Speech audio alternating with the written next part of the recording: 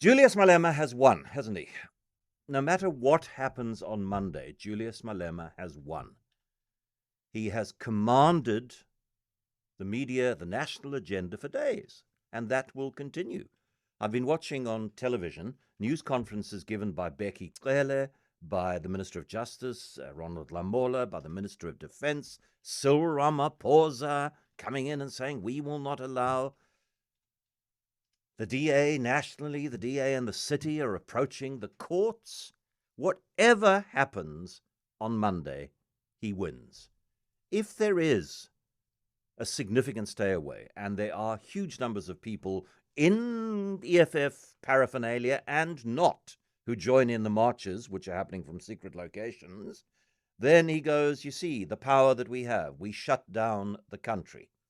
It is, of course, a public holiday on Tuesday, which means that a lot of things would not have happened on Monday anyway. Some businesses would not have opened. Schools are closed, so a lot of the traffic that would be associated with people dropping children off at school and picking them up again and taking them to aftercare activities, that is not going to be happening anyway.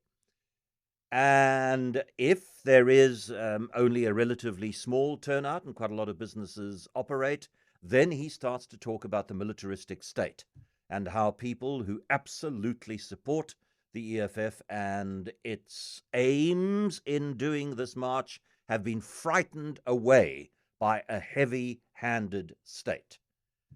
If marches do happen, if there is violence, if there is looting, he's already taken care of that by saying they have evidence, which they've not produced, but they say they have evidence that the DA is applying agents provocateurs. So if something does happen, it's not us. It's not our people. And how good have the police proven in the past in tracking down people who have engaged in violence and violent looting during protest marches, whether those protest marches are organized by the EFF, by one of the unions or the ANC? Not good at all.